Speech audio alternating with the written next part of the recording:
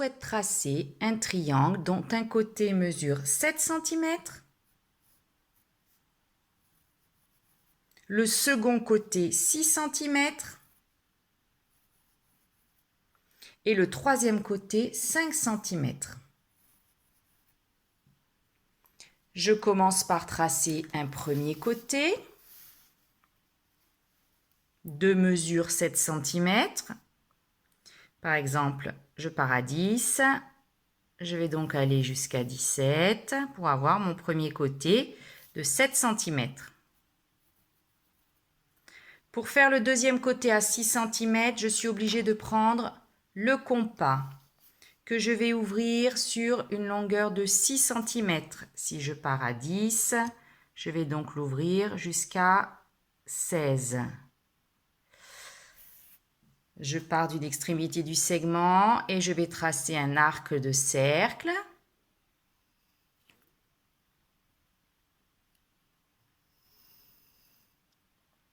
Puis pour le troisième côté qui doit mesurer 5 cm, j'ouvre mon compas à 5 cm.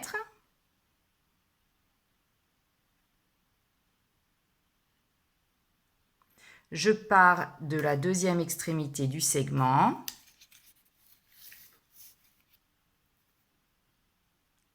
Et je trace un arc de cercle qui vient croiser le premier. Je peux ensuite finaliser le triangle avec le côté de mesure 6 cm et le troisième côté de mesure 5 cm.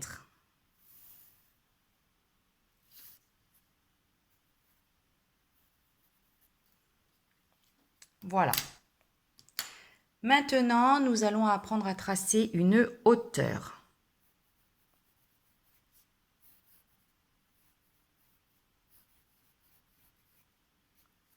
Une hauteur est toujours issue d'un sommet. Pour cela, je vais nommer mon triangle ABC. Le sommet A, le sommet B, le sommet C. Il va donc y avoir 3 hauteurs. Une hauteur issue du sommet A, qui passe par le sommet A. Une hauteur issue du sommet B, qui va passer par le sommet B.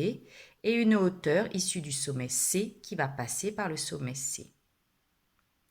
La hauteur est la droite qui part d'un sommet et qui va couper le côté opposé en formant un angle droit. J'ai donc besoin de mon équerre. Je place l'angle droit de mon équerre sur le côté opposé et je vais aller chercher la hauteur en trouvant la droite qui passe par le sommet B.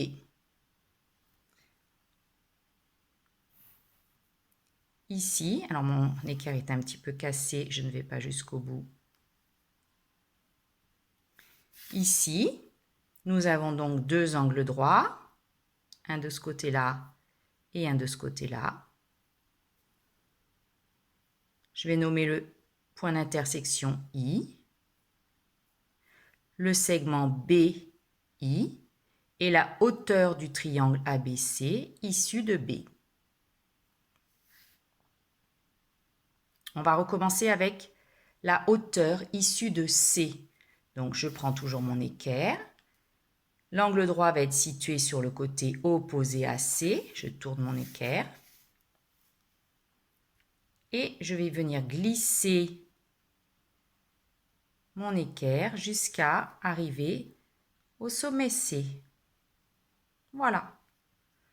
Donc là, je peux tracer ma hauteur.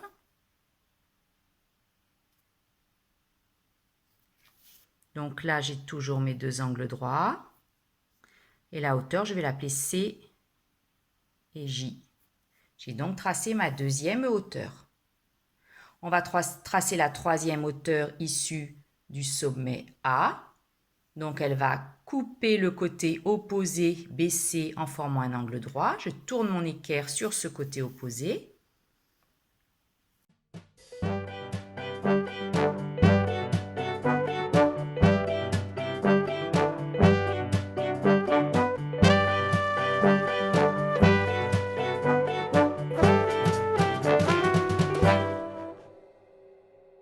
Et j'ai donc tracé ma troisième hauteur. Si vos tracés sont bien précis, les trois hauteurs se croisent ici en un seul point, au même point d'intersection. Voilà.